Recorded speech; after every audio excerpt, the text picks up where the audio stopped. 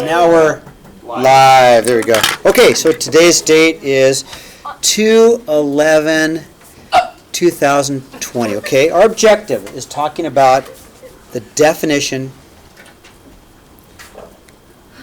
of functions. Okay.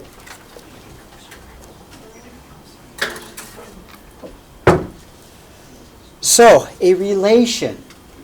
A relation is like the ones that don't work. A relation is just two values paired together. Relation doesn't have to be a function. It can be, but it's just two things paired together, okay? And quite often with relations, we use points. We'll use points quite often to be a relation. Some x and some y value. It's a relation between one and the other, right? So as an example, if we were to graph a point A, at say 3, 5, they work together, right? To graph this point, you have a relationship between these two numbers. The numbers work together, okay? So we graph 3, 5, you go over 3, not 5, right? But you see how they work together? This point works to get to a point. We need both, right? That's a relation. You get both things that work together, okay? Now, not everything that we do in graphing makes a function. So to be a function, we're going to write this down. Every x value has only one y value. And we saw that in our interactive journal. We saw that this one is a function because every x has exactly one y, and this one does not. X values have more than one y, it's not a function, okay? We also talked about the latte stand. You can't have a price, two different prices for one latte. You go out of business because people think you're an idiot, right? Now, domain. Domain deals with all possible x values. And the range is just all possible y values. Am I going too fast? I'll stop for a second, let you catch up, okay? I think you're going to find today's pretty easy, okay? Okay. Now, the vertical line test is just a test. It's just an easy thing. It's like, whoosh, draw a line. If it hits it twice, the answer is no. Whoosh, draw it down. If it never hits it twice, the answer is yes. That's all it is, okay? So the vertical line test, let's draw an example. So I'm going to draw a graph like this. And I'm going to draw this parabola. Now, you don't have to know what a parabola is yet. It doesn't really matter. But that's a parabola. If I were to take a look at my vertical line test, right? Well, let me go small. Okay, vertical line test, right? I'm not going to use this one. I just want skinny. Okay, check it out. Hits it only once, right? Hits it only once. Hits it only once. So once. This is a function. This is a function. You guys see? No matter where I draw it, I'm only going to hit it in one place, right? It's a function. Every x has exactly one y value. Okay, that's a function. Okay, you guys all right with that? Now, if I drew something different, like this, okay, and I drew a graph that looks something like this. Okay, okay. This is not a function. Okay, check out my vertical line test. Okay, hits it more than once, doesn't it? Right? In fact, this x value says 1, 2, 3 prices. Wouldn't that be really confusing? Elaine, you came in and I gave you 3 prices for one latte. You'd think I was really stupid, wouldn't you? Right? So, you guys agree? Not a function. It won't work. Okay, agreed? Now, it becomes a function maybe way over here, but the graph itself is not a function. Okay? So far, so good, right? Okay, moving on. So the domain is a set of all x values, okay, and the range is the possible y values. Okay, good. So example 1, determine if the relation is a function or not. Well, let's take a look at it. If you look at these numbers, do you see something? I see negative 2 also. What's wrong with negative 2? Negative 2 is paired to 4, and can it be paired to both of them? It can. Not a function. You guys see that? So negative 2 is paired to both. So what I see is that right here, negative 2 equals 4 or negative 2 equals 5. It can't happen, right? So not a function. If I were to graph this, and you don't need to graph these, but if I were to graph it, I'm going to do it real quickly. I'll show you what's going on. At negative 2, I'd have a value of 4, and at negative 2, I'd have a value at 5. Do you see the problem? There's my vertical line test right there. It won't work. Yeah? Also, if 4 equals negative 2, then 4 can be 31. Right. Yeah. Good. Okay, how about number 2? Is that a function, yes or no? Yes. Okay, 0 goes to 3, 1 goes to 1, 2 goes to 1, which is okay. 2 has its own. And again, if you were to graph this, I think yes. If you're not sure, then graph it. If you're not sure, just go your 0, 1, 2, 3. If you're not sure, graph it. I've got a point at 0, 3, at 1, 1, I've got a point at 2, 1, and I got a point at 3, 0. Okay? All right, if I graph it, you can see that it passes the vertical line test, doesn't it? Or more importantly, every x has exactly one y. How am I doing? Thumbs up? Okay. Zoe will admit. Zoe, will you tell them they better know how to do functions, right? Yeah, it's going to pop up in every single class, all the way into Calc 2. You're still going to be talking about functions, right? Is there anything after Calc 2? What's that? Is there anything after Calc 2? Yeah, oh yeah, but not in the high school. Oh yeah, lots and lots and lots, yeah. That's when you are crazy enough to get a degree in math, and, you know, only... Okay, yes or no? Example 3, yes or no? No. Okay, no is correct. Why'd you say no? I agree with you. Because they're like 80 different times. Let's see. I think right here, we got a problem, right? You guys agree? So, x value of 2 has got 2 different y values. You guys agree?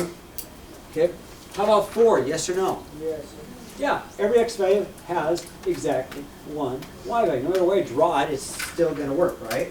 So I'm going to say no on 3, Yes, and 4. and I'm going to say yes on 4. Okay, good. Okay, now, thumbs up so far. You guys kind of got it, right? It's really pretty easy. It's an easy concept. Now, example 5. So to get the domain, you got to watch, because I think this is going to be easy for you, okay? To get the domain. Okay, watch. So, x value. What's the x value of this point right here? 4. That's the y value. What's the x value?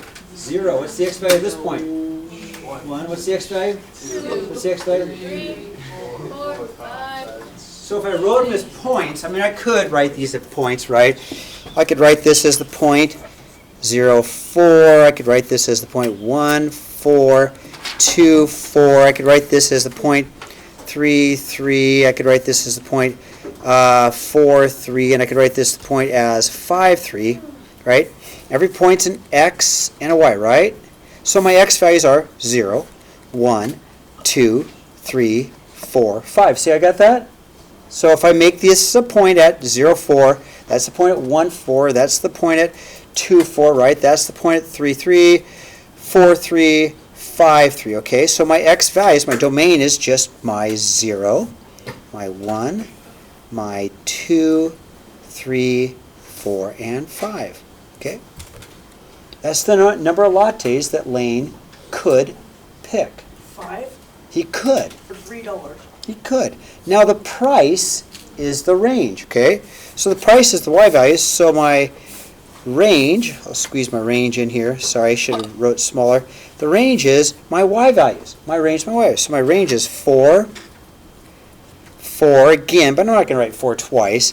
4 again, but I'm not going to write 4 again. And then 3, and then 3 again. I'm not going to write 3 again, then I'll write 3. So my domain of the x values, 4 and 3.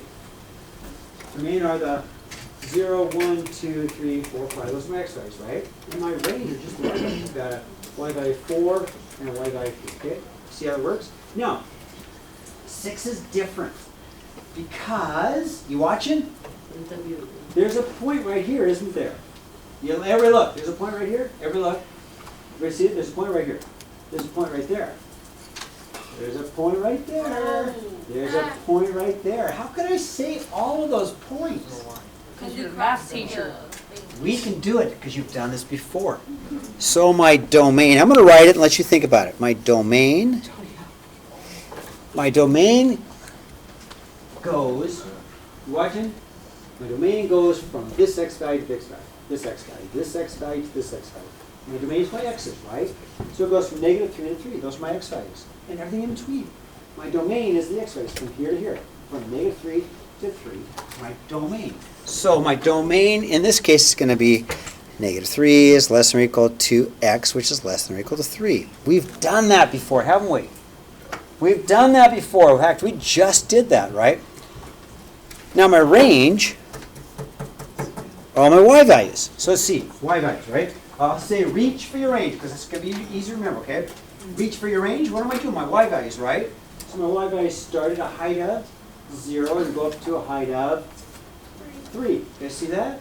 So my range is going to be 0 is less than or equal to y, which is less than or equal to 3. That's a little harder, but I have to say in between because I've got a lot of points between we just don't talk about, right? Because there's decimal parts of the points, there's fraction parts of the points. I mean, the points are all of these, right? Okay, now, you're almost done. A function, y equals 12x. Y equals 12x